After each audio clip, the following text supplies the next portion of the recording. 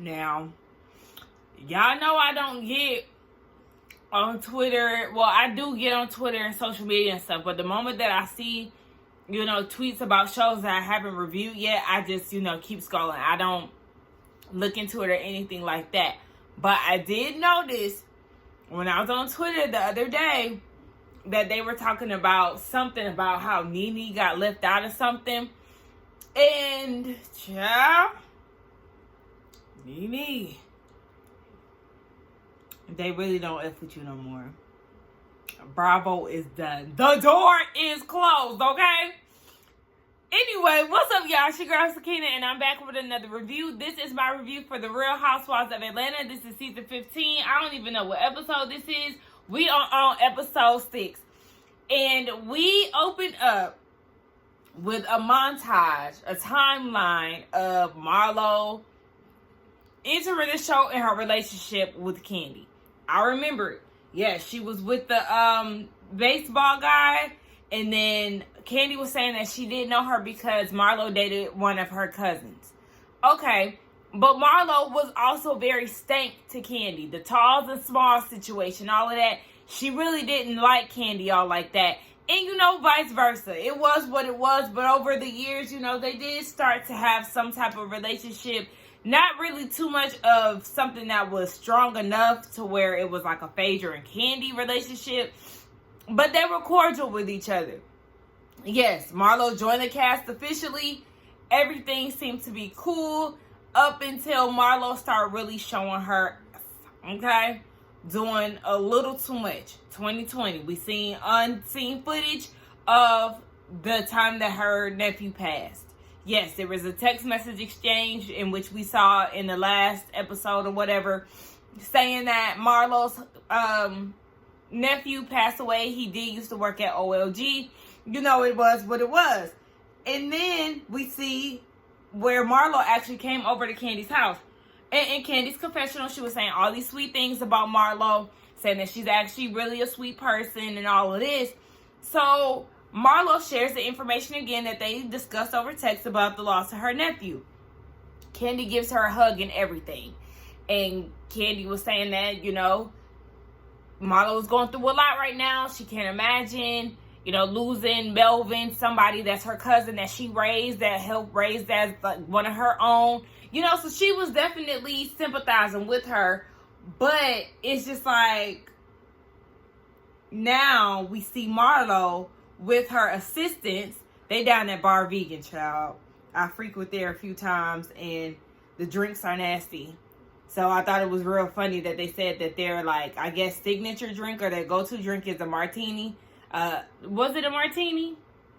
Lemon drop. I said, yeah, that's about right, because the liquor that y'all craft don't really be hitting like that. But anyway, I mean, if you do like a strawberry margarita, Henny margarita, that's good.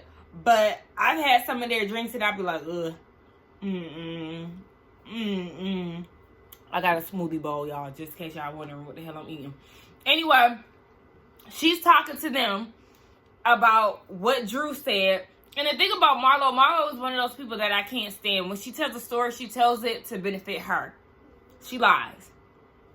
You're making it seem as if you and Drew really got into this heated argument.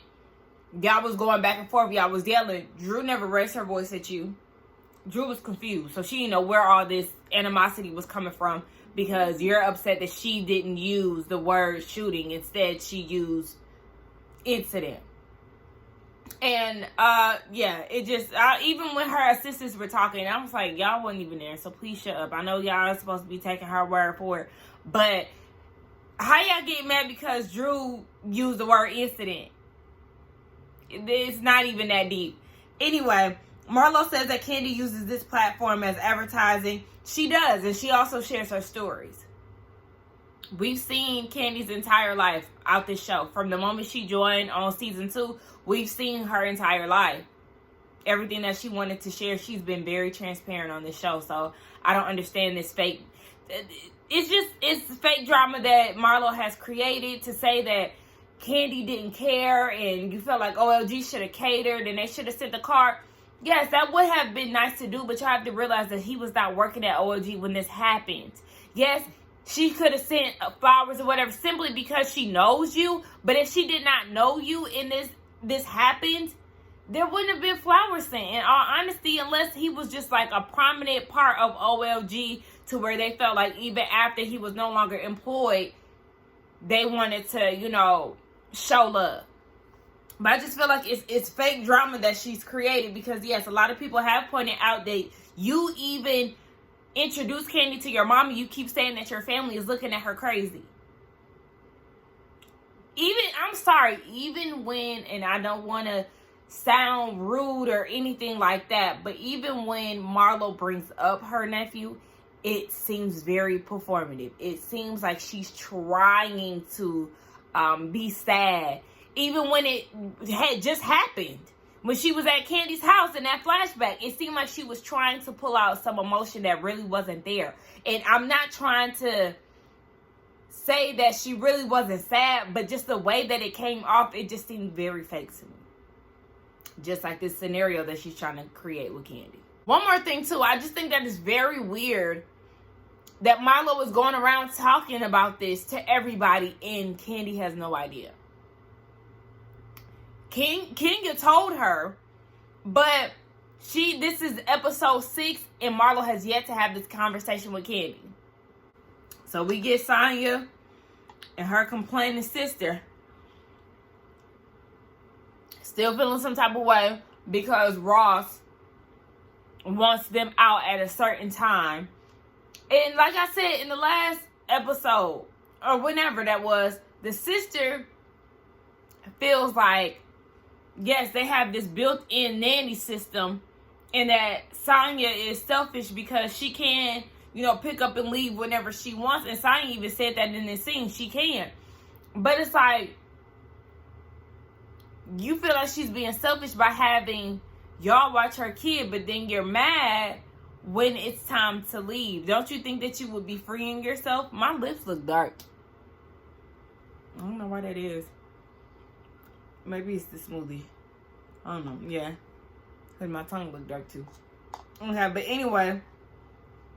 I'm just over it. Just get out. Like, sign your sister. Get out. Get out. Because we are tired of you complaining. Your nasty attitude. Get out. Sanya and Ross will figure it out. And shout out to Sanya for being on Belk.com with Mommy Nation. I mean, Belk is fitting because, I mean, Belk really not fitting. But I was going to say it is fitting for her brand because it's like an old lady department store. But, like, who shop at Belk? Every time I go to Belk, it's empty as hell. I don't know. They just got a Mac in there. That's the reason why I used to go in there. But whatever. So we see Kenya. Kenya is with her friend. I forgot her name. But the one with the curly hair. Shoot, the ones who watch the show, y'all know who I'm talking about. Anyway, they're together and they're actually at the Kenya Moore hair salon or hair spa. I think it's called the hair spa. I think it's a good idea. It goes with her Kenya Moore hair care line. She has everything mapped out as far as what she wants to do in the interior, but she still has to get some permits squared away. I'm proud of her. Shout out to Kenya. So then she starts talking about, you know, dating and what that looks like. This divorce is still going on with her and Mark. I actually seen something on the Jasmine brand yesterday talking about she's the one that's dragging out the divorce.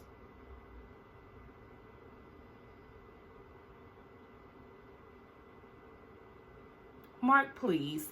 Yeah, she said that she really doesn't know how to date. She's very awkward, but her friend is telling her, girl, you need to be taking in these opportunities, okay? Get your date on. So when that man over there decides to finally sign them papers, you can be free and you can do what you do. I mean, she already doing what she do. It's about time because I don't understand why he was waiting for you to be finally divorced, because at that point, y'all been divorced too long. The process had been too long. Anywho, Kenya, do your thing. She started talking about Marlo and issues that they have. And she said the only way that her and Marlo will be cool is if she renegotiate her deal with the devil. Child, listen. You and Marlo never gonna be friends, and I'm fine with that. Miss Drop It with Drew. Wait, actually, I just skipped a whole nother scene. Sheree. She by Sheree. She, is a grandma now. Cairo done had a baby. She's so cute. She's 3 months. They have like a whole setup to do like her first Christmas ornament and all of that with her handprint in it. She said that Cairo let her know that she had a baby on the way when the girl was 4 months pregnant. She didn't think that he was ready, but now she sees that. And even in her confessional, she was tearing up because he's doing an amazing job. And, she didn't have that hands-on help that he is showing his baby. Bob was pretty absent. Sorry, my phone cut off, but whatever. So, yes, she was saying that he's doing a good job and all of that. Okay, that's cute, Sheree. So then we see Drop It with Drew. She's with Conehead, and they're outside of the house watching their sons be coached doing some basketball work. They talk about Marlo and how she was doing the most. She really just didn't understand it, but now she sees who Kenya been trying to tell Drew that Marlo was. I'm sorry, y'all. It cut off again.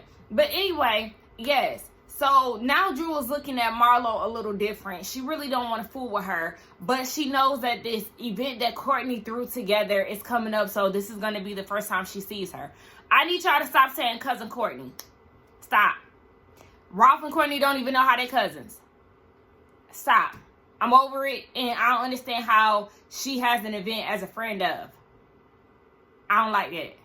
And Drew, I don't like the fact that you keep talking about how you from Chicago and y'all don't use the word shooting.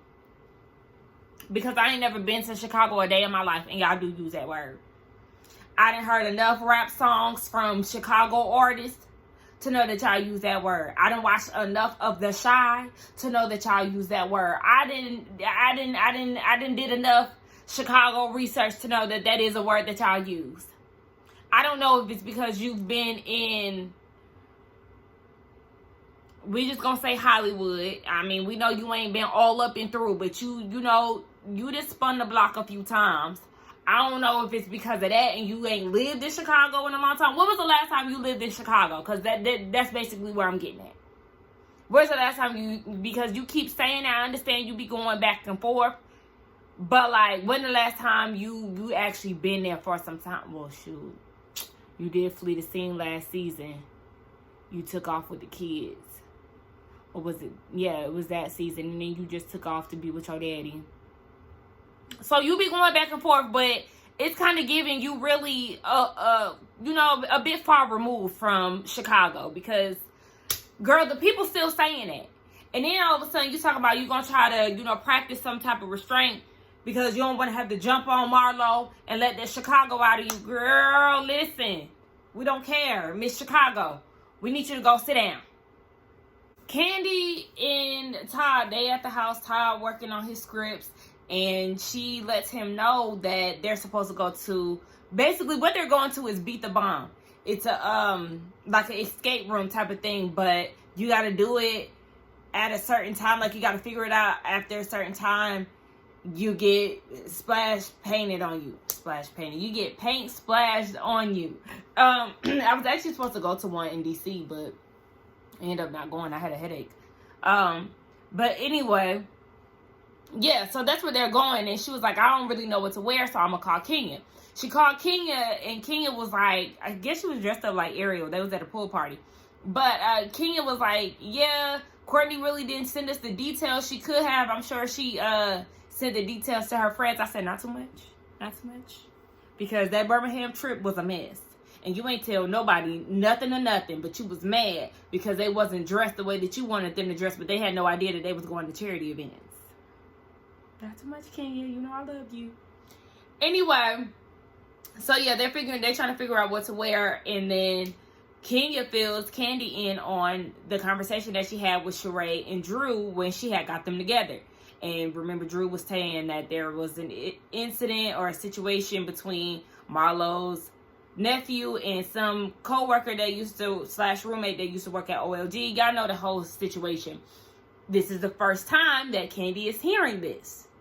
So she's like, I mean, Marlo been kikiing in my face and all of this, and I never once knew that she had an issue with me in regards to her nephew. Like, what are you even talking about? And why are you taking what happened to Melvin and making our already negative situation worse and trying to destroy my brand? Exactly, Kandi. I'm glad you're able to see right through her. That's what she's doing. She is really aiming for you. She is really aiming for your businesses. None of us get it. And it's just, it's too much. So you already know Kandi is about to come in there hot with Marlo.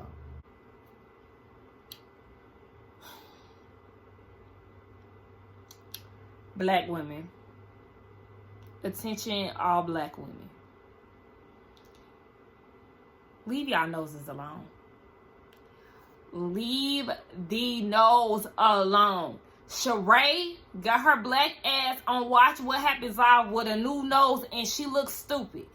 I always felt like I liked Sheree's face. I liked the fact that she kept her nose. And then for you to go and get a nose job, your nose look like New York. Tiffany Pollard, y'all know how her nose looked on College Hill? That's exactly how Sheree's nose looked. And then even on her Instagram, this picture that she has, let me pull it up real quick. This picture that she has with this new nose, she looks like fucking Drew. Drew with a slim face and a nose job. Why are y'all doing this to yourselves? I'm trying to see if it's gonna focus. I'll probably put it on the screen so y'all can see it. But she looks just like Drew with a slim face. Girl, this looks a mess. This looks a mess. Oh, I'm just so frustrated by this. Like, I don't get it. I don't get why everybody wants to look the exact fucking same. I don't get why y'all want to keep playing with y'all faces. Y'all cannot reverse that shit. It does not come out right. You can't reverse it. It's just going to be more work and a lot of potential more damage. It just doesn't. Y'all, that'd be making me mad. I would just really wish that people would stop falling into like this beauty standard, this beauty obsession. Like, girl, you was beautiful before, now you even fuck with your face.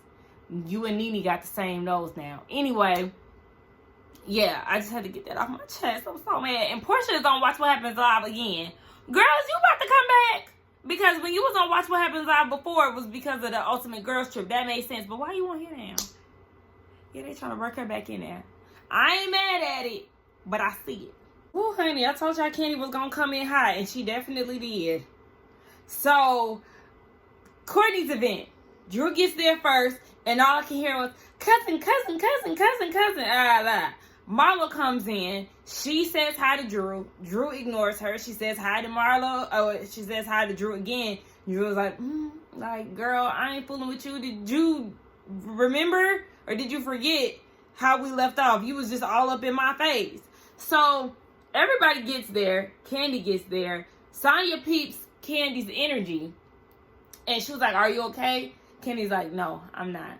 So she pulls Marlo aside, was like, yeah, before we even get into all of this, let me talk to you because my energy is going to be all messed up. So Marlo was like, yeah, Drew, come with me. So it's the three of them. They go off to the side and have a conversation. Kandi's just trying to make sense of all of this. What is this I hear about your nephew, passing, and you basically trying to associate it with my restaurant? So Marlo was like, everybody says all these things about me that happened 23 years ago. And I feel like, basically they can't ask Kandi questions. But Kandi is like, what does this have to do with your nephew passing? Like, you're trying to associate it with her restaurant. She still is confused. Marlo's mad because Kandi didn't send her flowers and stuff. But Kandi is like, look, you wasn't concerned about that a couple days after the fact. So why are you trying to bring it up 2 years later? And yes, Kandi is right. Baby, if you had so much animosity towards me, I couldn't tell. You didn't bring it up when it happened. So why are you bringing it up now? It seems mighty convenient because you had all this smoke from me last season. And now it's like, oh, my job had, or my restaurant had a shooting. And now you're like, oh, yeah, you know what? This is the perfect time to jump on that hate Kandi train. Let me try to take her down by bringing up how she treated the situation with my nephew. It's like, girl, Marlo, please have a seat. At this point, the conversation is escalating. Voices are elevating. Kandi has had it. She don't want to really talk to Marlo no more because she's like, bitch, what are we even talking about? And Kenya had to come and get in between them. And Kandi is like, look, if she try to pop off, do not hold me back. I'm not, like, I'm dead ass. She about to choke the fuck out. Okay? It's just a lot. It was a lot. And Marlo is just an idiot. Like, this is one of the dumbest storylines ever. It's dumb. It's dumb. Yes. Like I said before, if you felt like Kandi didn't give you the support that you needed, then you should have vocalized that when it happened. But to go about your merry day and all this other stuff, and then to bring it up this season, it just doesn't make sense. It doesn't make sense. It's fake. It's forced. And at this point, I want Kandi to choke the shit out of you. Now, I am going to give Marlo this. Drew, you was doing too much talking about she's aggressive, like trying to make it seem like Marlo was trying to fight Kandi. Marlo's hands were definitely on her hips. She wasn't trying to fight. Even production asked Kandi, did you feel threatened by Marlo? She said, fuck no. So, yeah, it's just like, Drew, please, pipe down. So, at this point, Kandi leaves. That leaves Mayetta, Kenya, and Drew outside. Sanya, Sheree, Courtney, and Marlo are inside. And I will also give it to Sanya. Drew is doing too much. Like, yeah, I get it. You're cool with them, that's fine. But it was just too much. Like, girl, relax. All that stuff that she was doing outside, acting like she was going to fight Marlo. Girl, you and Marlo's situation wasn't that deep to even come to blows. It just seems like now she has like a reason to get closer to Kandi and Kenya because Marlo came at her. Like, I don't know if y'all get what I'm saying, but yeah, that's just what it feels like to me. And then, yeah, the rest of the girls end up leaving, and then the girls who were inside, they decided to beat the bomb in. That was pretty much it. Child, next week is going to be more of the same. Sheree going to have a party. And they all get together. And they're going to be going at it because the group is divided. Anyway, let's get down in the comments and talk, y'all. Don't forget to like, comment, and subscribe to my channel. And I will see y'all in the next one. I'm pumping them out, child. Martha's Vineyard up next. Bye.